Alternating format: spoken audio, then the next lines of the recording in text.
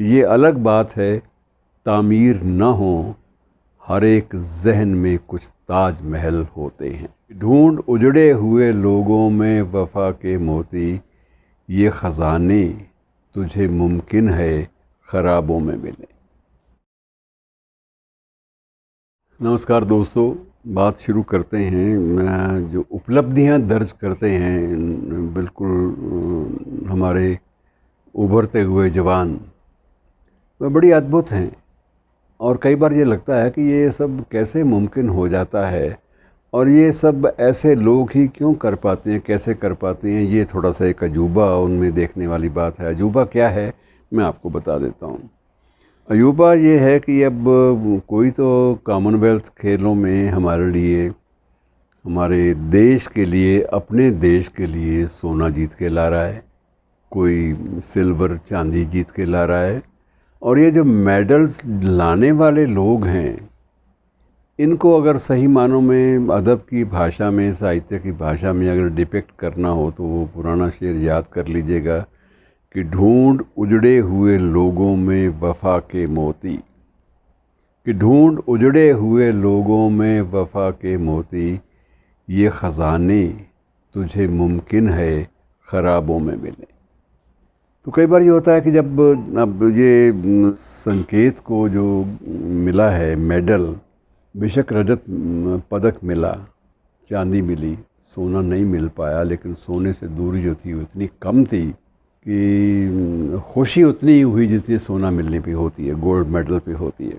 अब उसकी ज़िंदगी जो है वो क्या एक ज़िंदगी होती है कि ये बच्चे कैसे, इनकी परवरिश हुई, किस तरह से ये आगे बढ़े, ये बातें बड़ी अजीब लगती हैं कई बार।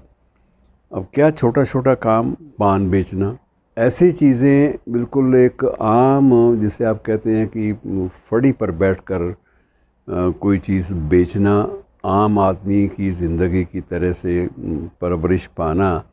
आम आदमी की ज़िंदगी तो बेहतर होती है, फिर भी यही उससे भी गई बीती स्थिति होती है। और ऐसी गई बीती स्थिति में गुज़र औक़ात करना, अपने पैरों पे खड़ा होने के लिए प्रयास करना, और उसके बाद इतना इतना वज़न उठा लेना वेट लिफ्टिंग की दुनिया में, तो ये बड़ा अद्भुत लगता है कि ये सहज रूप में तो ये क्षमता नहीं आती।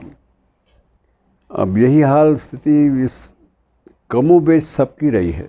किसी बच्ची ने तो हॉकी में अगर मेडल जीता है तो इसलिए जीता है कि उसके पास भी साधन नहीं थे। अपने घर की खिड़की से वो हॉकी मैच को देखा करती थी, और हॉकी मैच को देखते देखते उसके मन में जो प्रेरणा, जो एक इंस्पिरेशन जागृत हुई, उसने एक बात सिद्ध कर दी कि इसमें स्पार्क है, लेकिन इसे अवसर नहीं मिल रहा। दूसरा शेर वो है ना आदम साहब का कि ये अलग बात है तामीर न हो, कि ये अलग बात है तामीर न हो, हर एक जहन में कुछ ताज महल होते हैं।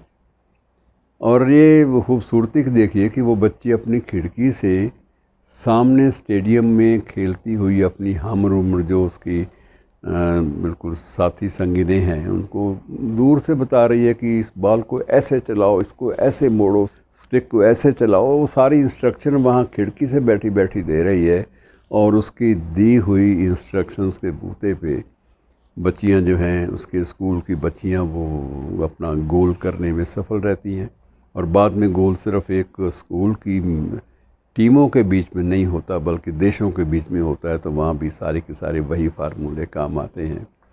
और जब उसको अवसर मिला, उसको कोच ने अवसर दिया कि ऐसी ज़हीन लड़की को तो कम से कम एक मौका दिया जाना चाहिए, तो उसके बाद उसने अपने करतब दिखाए, और उसने वो कर दिखाया जिसकी तवक्को एक ऐसे परिवार की बच्ची से बिल्कुल नहीं थी, जिस परिवार के पास रोटी रोज़ी के लिए पैसे नहीं हैं, और हॉकी की स्टिक तो बहुत दूर की बात है, या बॉल ख़रीदना भी दूर की बात है।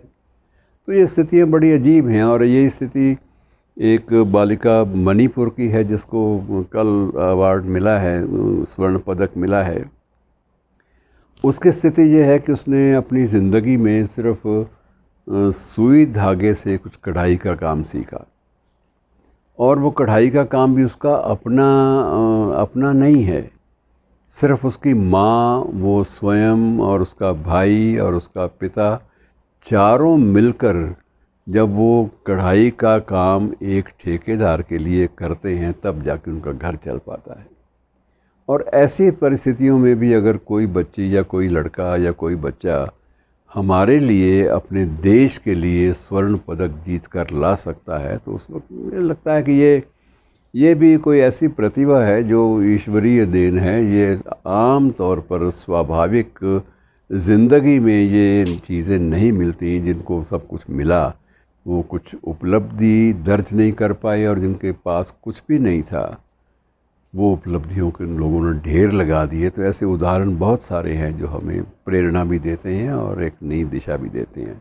शुक्रिया।